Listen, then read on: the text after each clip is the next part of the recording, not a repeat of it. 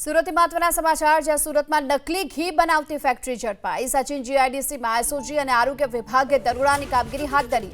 2000 kilo શંકાસ્પદ ઘીનો જથ્થો ઝડપાયો છે। આ સાથે 2 આરોપીની પણ ધરપકડ કરાઈ।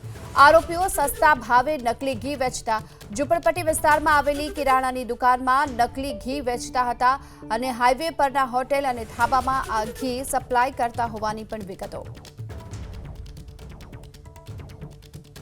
વધુ વિગતો મેળવીએ સંવાદદાતા ધનરાજ આપણી સાથે જોડાયા છે।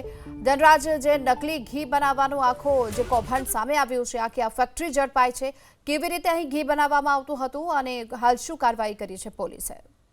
જી બિલકુલ, એસઓજી પોલીસે કાર્યવાહી કરી છે, જેમાં સચિન જીઆઈડીસી વિસ્તારની અંદર આ પ્રમાણે નકલી ઘી બનાવવાનું જે ફેક્ટરી છે એ પકડવામાં આવી છે।